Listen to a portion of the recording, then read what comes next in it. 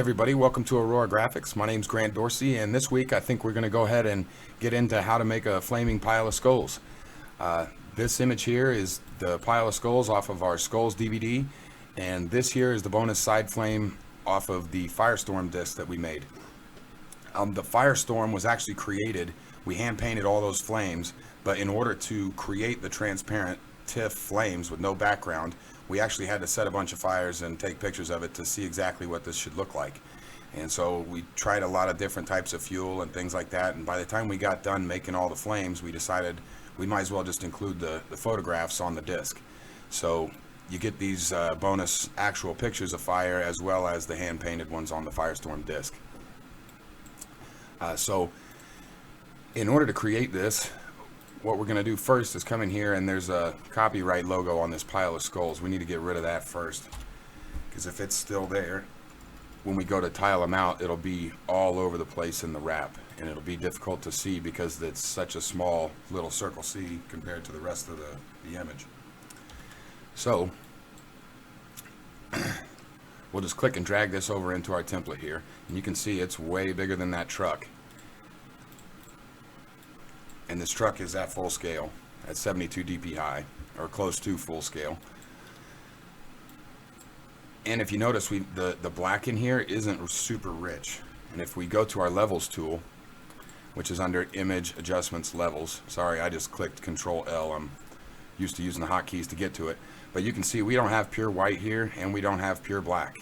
And so you can increase the brightness of the white by pulling this slider in, or you can pull this in to increase the black. I like to go ahead and make the shadows absolute. And so now that we've got that going on, we need to decide how big we actually want the closest layer of our skulls. So if there was actual sea of skulls where they're going to taper and get farther away and smaller as they get farther away from you. So if we had an actual sea of skulls, the ones that were closer to you would obviously be bigger, and the ones farther away would be smaller. So if this is about the size you'd like to have your front layer, which to me looks about the actual size of a human head. It's kind of morbid. So what we're going to do now is, just like in some of the other tutorials, we're just going to hold alternate and click and drag out a copy. You can do that in the layers palette, or you can just click and hold down alternate. You can see you get that double arrow. So when you click and drag out. So what I'm going to do here is try to overlap these, but adjust the height up and down slightly so it's not quite so obvious. And then the one in the center here, we can actually flip it horizontally, which will change the light source slightly, but because it's pretty vertical, it's not going to be that noticeable. And again, you don't want to put them perfectly next to each other because you start to get a mirror image. So if you offset it vertically, it becomes much harder to see that reflected, mirrored look.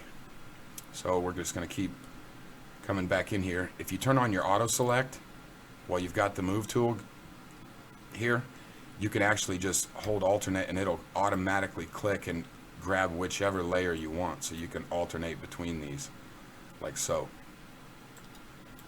And then once you get going, if you need to adjust the height of the skulls, the auto select really makes it easy just to grab the pile and adjust it wherever you need. And I think I'm gonna go ahead and grab another copy and finish this out all the way to the front. So when we go to crop out our actual print files, we got plenty of overlap front and back. All right, and then we also need to go ahead and put a layer of black in here. I just went ahead and clicked Control Backspace to dump the background color here. If you switch and Control Backspace, it'll dump the white or whatever color you have as your background color. And you notice my truck disappeared. It's because it's in overlay mode, and when you're in overlay mode, it's going to disappear on black and it's going to disappear on white. And so if we change this to screen mode, you'll see the truck start to pick back up again. And the reason why I have the truck even showing whatsoever is because I need to have a reference point as to how tall I want my skull pile to go. If this was here, we can move it behind the truck. So if the skull pile, you wanted the top of the skulls, the edge of the farthest away to be right about the top of the wheel wells or clear up here, now you're going to be able to see what's going on there. So what I'm going to do here is just take all of these layers and right click them. Now that they're all selected, you just click one, hold shift, and click the other one, and it'll select everything in between. We're going to go right click and duplicate layers. Hitting Control E is the same as hitting layer merge down, and that's going to merge those layers. So now that I've got a copy here, it's an exact copy, I'm going to go ahead and put this behind our top layer. So this is our biggest layer, so now I'm going to stick that behind there, and if I zoom out a bit, now we can hold down the shift key to make sure the skulls don't get distorted. If you don't hold the shift key, you can do them like this and it gets really bad. So hold shift and they'll shrink proportionately. So I'm going to go down to, I don't know, probably 2/3 the scale, probably about 66% here, you see, on my width and height. And then we're going to click OK. Oops. See, my auto select is on and my truck layer's up top, so if I try to click these skulls now, I'm grabbing my truck. So what we can do is just turn this off for a second, or turn off our auto select, because we really don't need that anymore. And now you notice we had high spots and low spots before. Like here's a low dip to a high spot, a dip, another dip. And so what I'm going to do when I'm doing this is try to put these high spots in those low spots so they're just kind of peaking. And then I'm going to hold alternate and click and drag out another copy. In fact, we can even flip this horizontally if the peaks aren't landing right. You can move it backwards in the layer stack. If you notice right there, we just jumped behind those. Do it something like this. And we can turn back on our template just to make sure that we're in the right spot. So select both these layers, Control E to merge them down. So now, whoops, now we need to click and drag out another layer. I'm going to put it behind that layer. Every time we make a new area, we're going to stick it back behind. And again, I'm going to go down about 66% and just keep doing that same percentage of scaling. Now we're going to click and drag out a copy and scoot it over.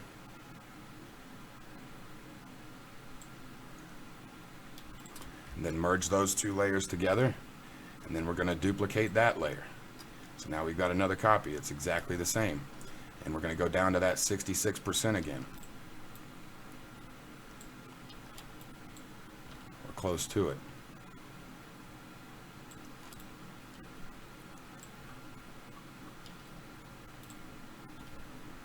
And you can see I didn't have to duplicate it this time because it actually spans the entire width. So now we'll just get another copy of this, and we're going to, now that it's behind, we'll go ahead and transform it and go down to that 66% again.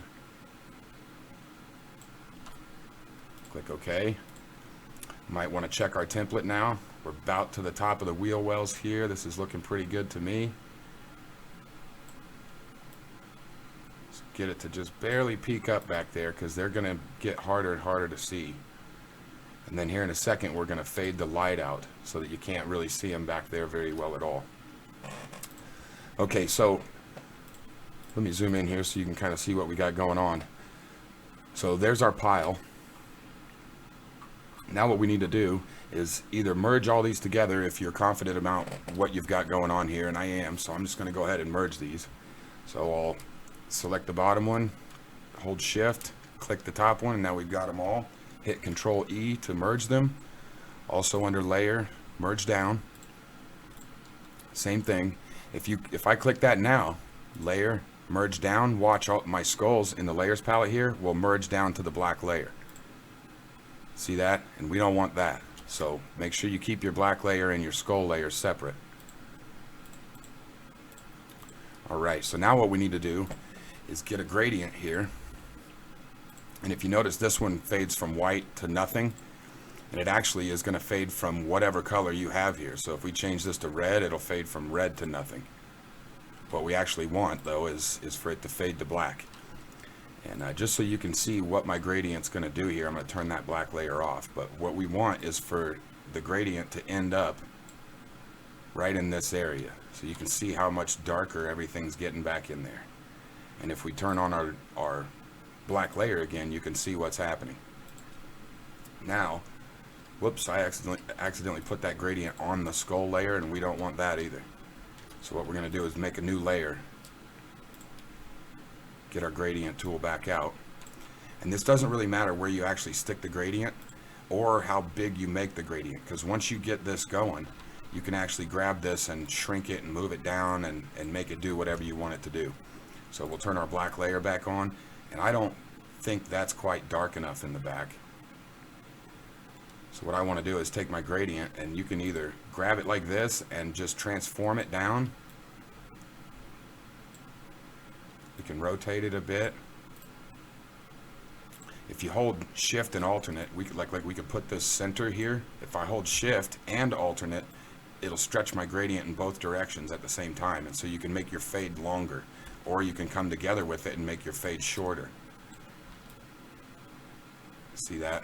And it's actually going to use this center point here as the adjustment for your fade. So just pulling it straight down is I think what I'm going to do here. And if you want to, you can pull it down way over and then reduce your opacity so it's not all the way dark back there. Something like that. And so now it's time to add our flames. And so what we've ended up with here is a gradient on one layer, skulls on one layer, and a black background. The next thing we're going to do is we're going to open up this bonus side flame 5. And because this is a photograph, there's going to be artifact from the camera, whether it be the lens that's doing it, you know, little bits of dirt on the lens or whatnot. You can kind of see there's a little bit of stuff going on in here. I'm at over 100% zoom, so there's actual pixels right there. And it looks a little bit grainy, and that's just it's just a raw photograph. And so what we'll do to fix this is come in here to our noise and go to reduce noise. And if you notice what my settings are here, if you click and hold down, it'll show you the old, and then if you let go, it's going to show you whatever settings you have here. So if we take the strength all the way down, you see it does nothing. If you take the strength all the way up, now you're starting to get a pretty soft looking flame. And I've got the reduce color noise all the way up, the strength of the noise reduction all the way up, and then the sharpen and preserve details all the way down. The more you try to keep these details, the more graininess stays in the photo. So I'm going to go ahead and just do full noise reduction and no preservation of details. And the other thing I want to do is, with these really bright and the dark colors showing down here, I'm going to go to my levels tool, and I'm going to play with this just a little bit just to get the brightness I'm looking for. Maybe get rid of some of the flame. I mean, you can really go too far with this if you're not careful, but just getting a little bit more brightness in here, and then also adding a little bit of black to the dark areas will help this. If your black areas aren't completely black, what I'm getting ready to show you isn't going to work. So make sure you adjust your levels before you try this. Now we're just going to click and drag this into the picture.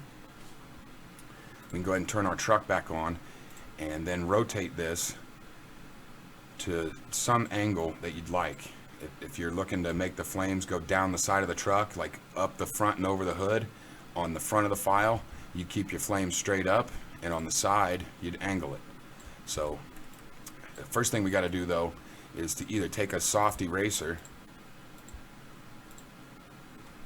and come across the bottom like this, or we can do like we did before with a layer mask and use a gradient here and just fade that off. Make sure that the start of your gradient is up here above the bottom of the picture, because otherwise you'll get a hard edge that's going to start showing up later as we stack these up. Okay, so let's turn the truck back off. I think that flame's a good size. Next thing we're going to do here is take and change our blending option to screen. And this is the part where if your black isn't totally black, it's not going to disappear for you like this. And so now you can see we've got flame, skulls. We're good to go. I think that rotation angle is going to look nice. So next thing I want to do is turn on my vehicle and start to position these flames where I actually want them. And so again, just alternate, click and drag, and you can drag out a copy. You can stretch these if you'd like to get a different type of a look. And remember, like down here, obviously there's no flames on these skulls. That's okay, because that's going to get cut off. You notice where the wheel well and everything stops right about here. So click your check mark. I'm just going to keep dragging out flames. Now you can flip this vertical and rotate it like this and get a different look to your flame, and as they overlap, they're going to join in with each other and do some different things. You can also skew what you've got if you think it'll make it look faster. For now, I'm just going to flip it vertical and go ahead and give it another rotation just to mix it up a bit. And okay, that transformation. Now the next thing I want to do is grab the flame that I haven't rotated yet, and then you see how I got this. This is a signature piece of the flame. If that repeats too many times down the side, it's going to be obvious. So try to keep that, you know, falling off in places that you can, and keep your flames overlapping where you can. That way it makes it disappear. So if we turn off our template, you can see we got some pretty good flame action going here. I'm going to go ahead and shrink this baby down, sticking back in here like this to kind of fill in that void. So the next thing we can do is merge all these together, and that's going to give you just solid blank flame. You notice all of our layer masks went away. This is blending together really nicely. The next thing we're going to do is go into screen mode, and now all the black disappears. We got our flames on a single layer. The next thing I want to do is make these skulls look like they're on fire. So the first thing we're going to do is put a color overlay on it of orange, and put it in overlay mode if I can find it, and then click OK. Then I'm going to turn that color overlay off, and under image adjustments we can go to color balance. If I can find it, there it is. And what I'm going to do is in the midtones, I'm going to add red and yellow, and you see we got kind of a gold color here. Now when you click the highlights, you'd think, well, we're going to add yellow to the highlights, but that makes it way too bright. So we're going to go a little bit red in the highlights, and in the shadows we're going to go a little bit yellow. And you can see the more you add, the more it looks like these are burning. And then we can come back and turn our color overlay on, and if you double click this again, now you can start adjusting how that looks and how harsh it is. So we'll just click OK there, and then turn down our opacity on this until you start to get what you're actually looking for in a color.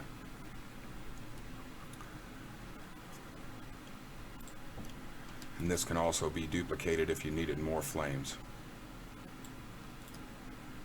across the length of the entire vehicle. So with the truck template turned on, it looks really bad. But once this got on the vehicle, it would look pretty sick. In fact, we can just turn on our mask here, turn the opacity way down on this, and you can start to see that's what we're going to actually end up with in our print. So if it's still a little bit too high for you, you can select all these layers and drag them down, start to get more of what you're looking for. If you'd like, you can rotate this now, get an angled look. I kind of think that looks good there.